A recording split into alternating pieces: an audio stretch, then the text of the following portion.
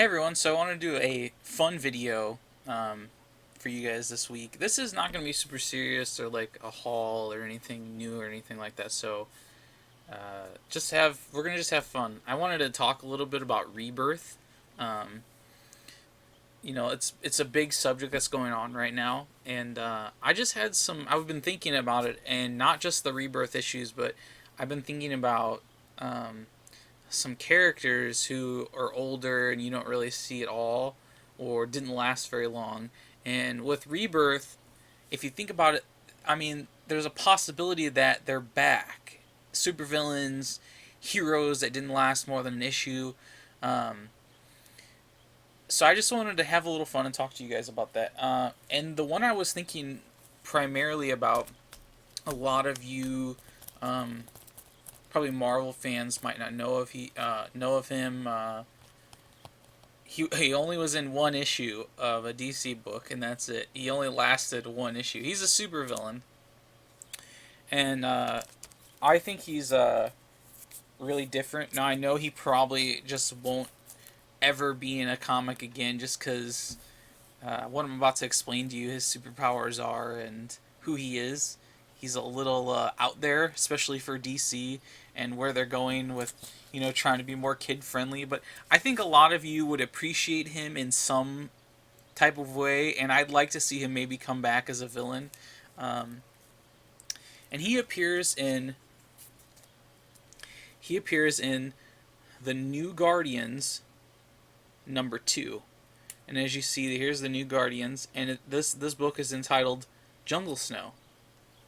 Some of you already know who I'm about to talk about, um, but if not, I'm going to show you who I'm talking about, and that would be our great supervillain, Snowflame. Now, Snowflame is a supervillain who gets his powers from ingesting large amounts of cocaine. Uh, and he is awesome. In my opinion, I think he's awesome. I think we need more radical supervillains like him in the DC world. Um, for instance, here he is right here. This is the New Guardians are about to fight him, and he kicks their ass. I mean, he kicks their ass, and he has some very quotable lines in this book.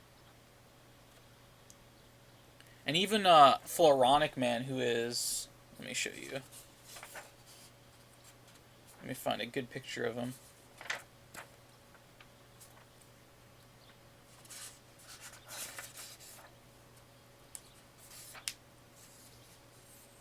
There's all these pictures with his back turned.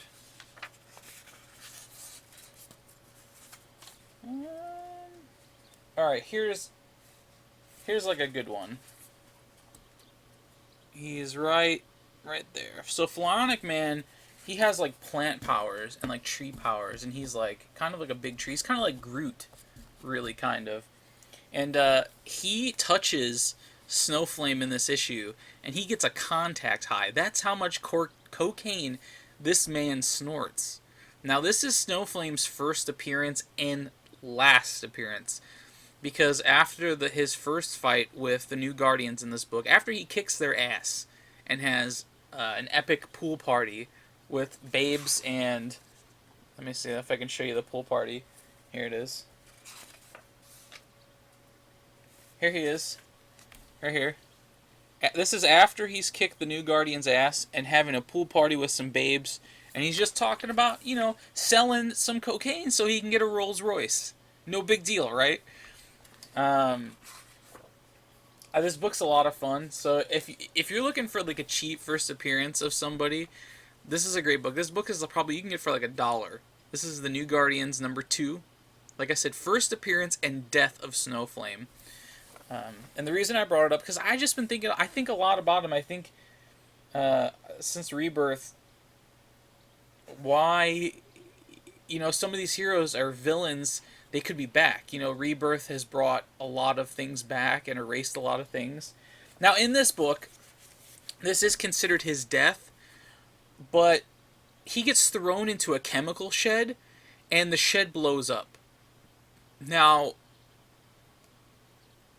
you know, I mean, they don't actually find his body or anything, so he could be out there still, you know, laying low. Um, but supposedly he's dead. Now with Rebirth, he could still, I guess, he could still come back, and that's what I thought I'd make this fun video about.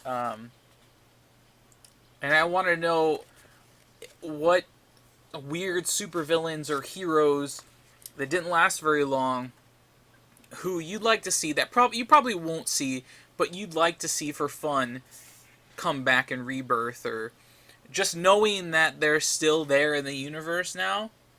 So I'd like to hear everyone's take. As you can see here, here he is, right here laying into some cocaine. He's just got his face. He's Scarface in his desk right there. So I mean, this man is insane. That's where he gets his powers from. Other than that, he doesn't have powers.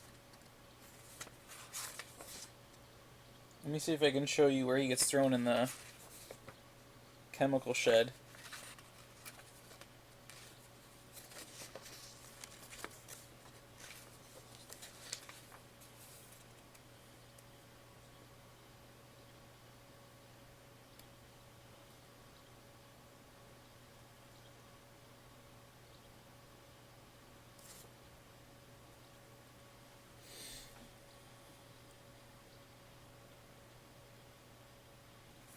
So basically, here's the fight sequence where I know my camera doesn't focus, but here's when he's getting like kicked into the shed.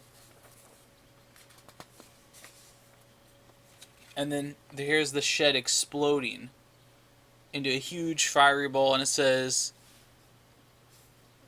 just says the chemical shed. Now, they don't actually, you know, look for a body. I mean, he could have escaped. Who knows? I like to think that he escaped. But he's just a great supervillain, and I wanted to share him with some of you new collectors, maybe. I mean, I'm still pretty new, but this is always one of those books that I have in my miscellaneous box that I truly love because it's such a weird and obscure supervillain, and you're probably not going to see a whole lot of drug-based or crazy supervillains. You know, we saw Speedy shooting heroin, and those are classic covers, classic Neil Adams covers, and there's been a lot of like anti-drug issues, but I mean, this guy, it's not anti-drug. He literally gets his powers from just doing so much cocaine, and he gets like immunity to pain, super speed, super strength, you know, pyrokinesis. Like, you just need to look him up if you really want to get some good laughs. And I mean, you might think he's lame. Some people are gonna think he's lame, but if you want to like get a good chuckle at a supervillain, or read like just a really insane book, I would suggest looking up Snowflame. Now, you're not gonna find him in the DC. Like, if you go to DC's wiki, you're not gonna find him, because I think they're just trying to pretend like he never happened, you know, which they're gonna do. It's fine, but you can still find him on like Wikipedia and look at all his quotes. So I just want to talk to you guys about that. I thought that would be really a fun thing to talk about. If I'm wrong, sorry guys. But I have a couple more that I wanted to share with you guys. Now, I was doing a little research on this next character, and I don't want to make this video too long, so we will try to hurry it up here. Now, I don't collect Marvel, so I don't have the book to figure out if this is true or not. Now, maybe some of you Marvel people have this book and can look it up for me. That'd be great, because I don't want to have to buy it. I don't really like Marvel, and I just don't collect their stuff. So like I said, I have a big thing for weird, not weird, but just obscure, some obscure books with either obscure villains or I mean, this villain isn't obscure. He's pretty common, and we know him. Everyone should know him. And I always thought that this issue that I have right here was his first appearance. Now, apparently I'm wrong, because I was doing some research, and Apparently, his first appearance is Marvel Age number 33, which is the Marvel like newsletter. It's like a newsletter book, like a magazine.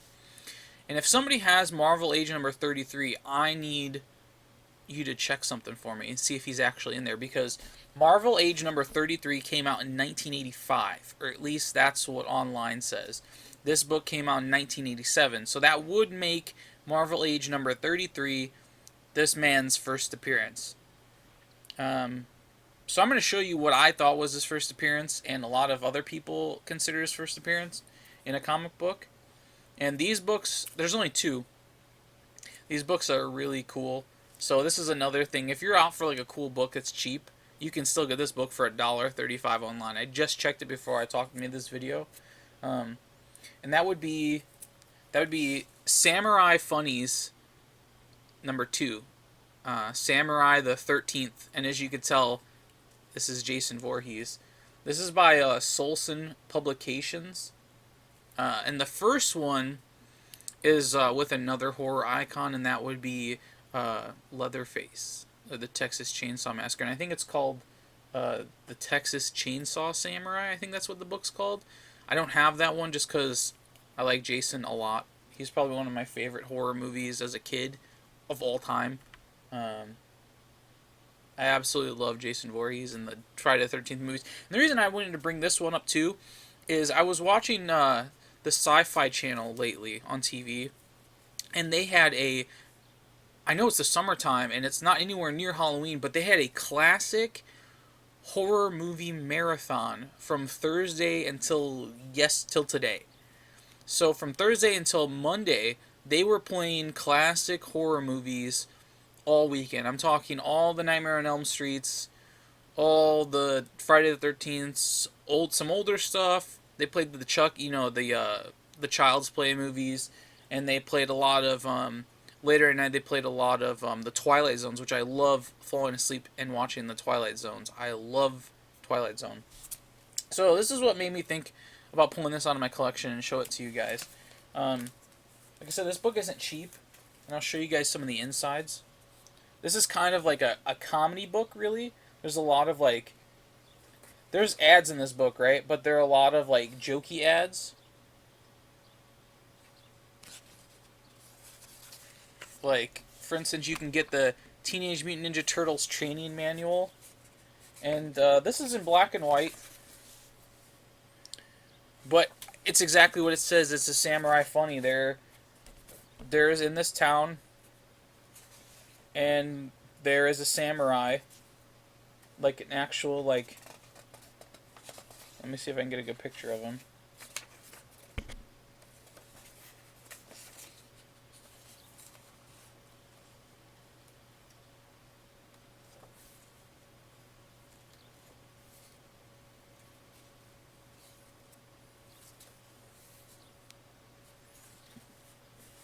So there's this actual, there he is. This is better. It's an actual samurai. He's got this big ass cape and everything.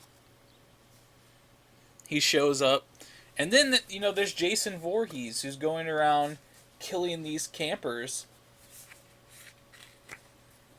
As you can see right here, there he is with his machete, and it's even in the bubble, even in the box, it's doing the sound effects when he's in the movies, the ch that thing. And I don't know, it's just really funny. This is a really fun book. Like I said, I always thought this was his first comic book appearance, but it's not.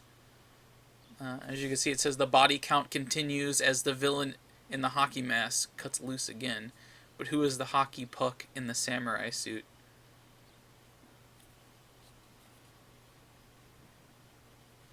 So, this is a great book. This is by Phil Clark and Michael Shaw, and I'm pretty sure they're who they started Solson Publications. Not totally sure. Anyways, pick this up. And if somebody has Marvel Age number 33, if you could check that out for me, that'd be great. Because I don't really want to... if it turns out that it is his first appearance, I'll probably get the book because it's cheap. You can get that book for $2. I don't have room for Marvel stuff. I have so much DC stuff, and that's all I'm really interested in. And so next is another appearance of Jason Voorhees, and now you're gonna, if you look up online, it's really hard because he doesn't have a definitive like comic appearance, and these are the oldest ones. I don't, like I said, I don't have Marvel Age 33, but this is another one I have. This is Satan 6 number 4. This is a more serious uh, Jason Voorhees appearance. I can't actually open and show it to you guys because I got this book. It is still in the plastic that this book came in, like it'd be on a shelf. This is by Topps Comics. They make baseball cards and stuff like that.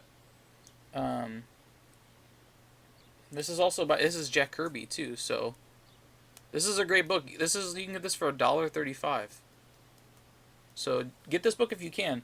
The one thing I really love about this book, maybe I'll probably get another one, hopefully that's not sealed, so I can actually open it up, is that there's still like the Topps trading cards in the back that came with this book that are loose. I wish I could show you guys the inside, but I'm not. I really don't want to crack it open. As you can see, it says right here, guest starring Jason, and I love the mask on. I love this cover. I love the mask and the people coming out of it, and it's a really cool book. So check this one out too.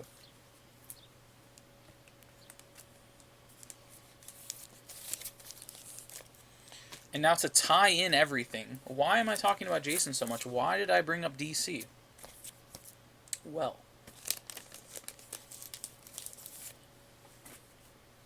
here's where it all ties in. This is the Blackest Night Superman number 1. Now this is a very, very cool cover. You can see Superman. He's all decrepit on the front cover. And let me show you why this book is important to what we're talking about.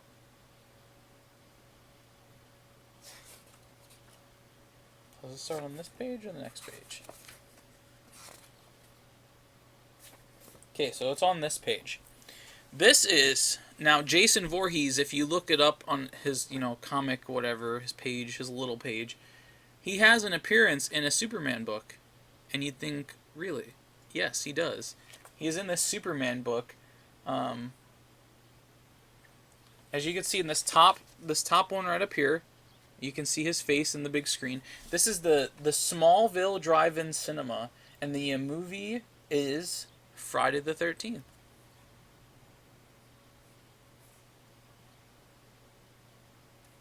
And you can see him again down here, all the people at the drive-in. And he's only in this one page. Now, I would think that, with the Jason Voorhees crossover, that it could be possible, and this is where we're getting silly and crazy, where it could be possible where, Jason is in the DC universe somewhere, because they do acknowledge him in the movies.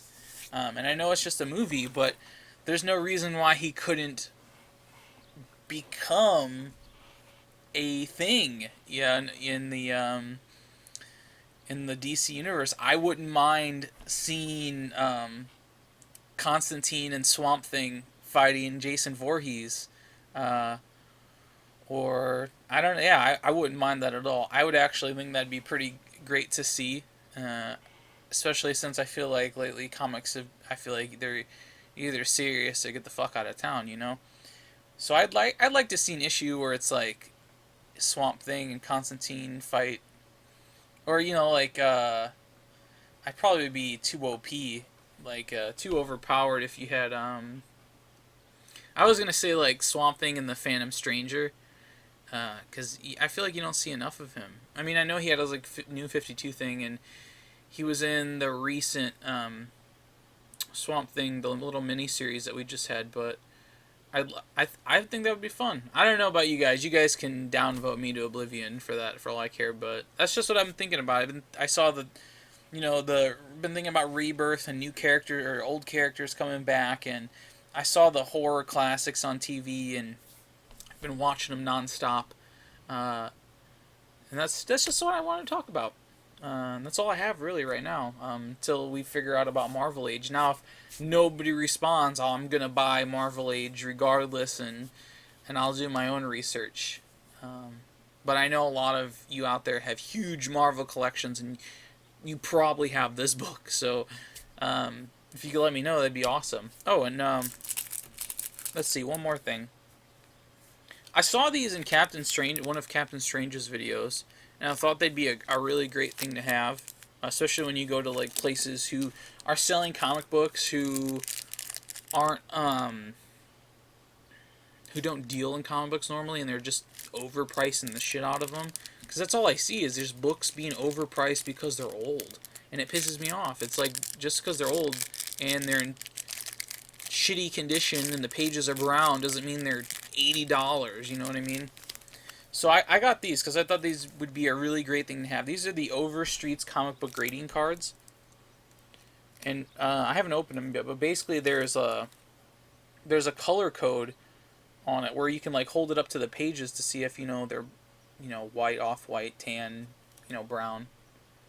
And then there's like a measuring tape on the back, like a measure on the back that you can use to judge how big spine tears are, or rips, or folds, or anything like that.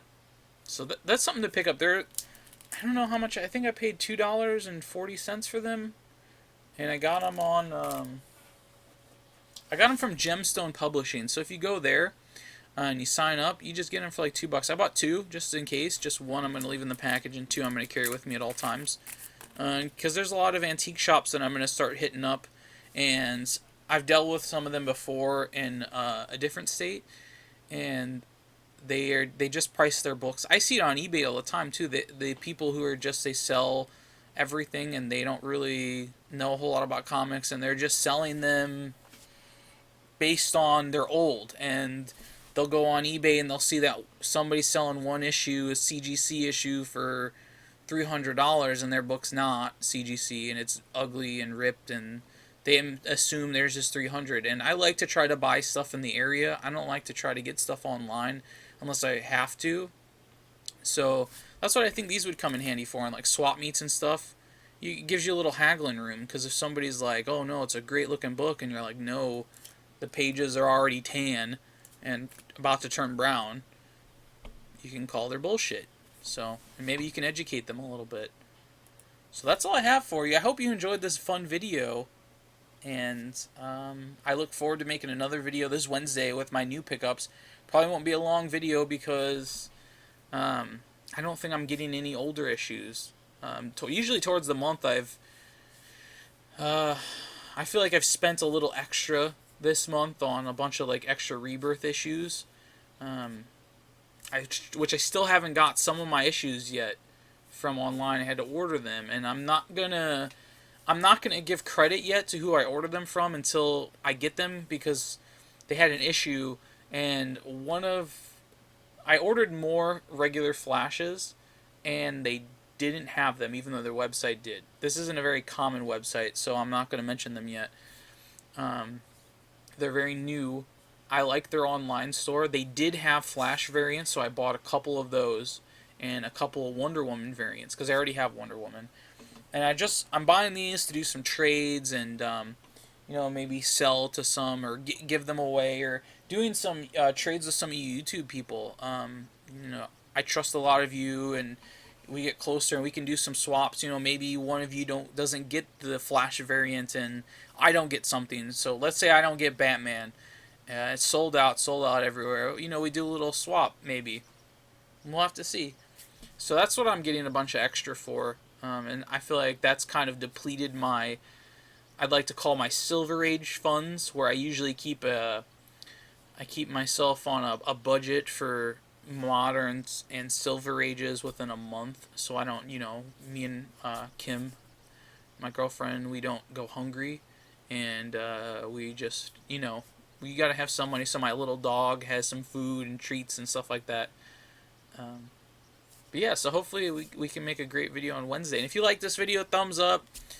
Tell me about your characters and all the stuff we talked about, and I'll see you on Wednesday. So happy collecting, everyone.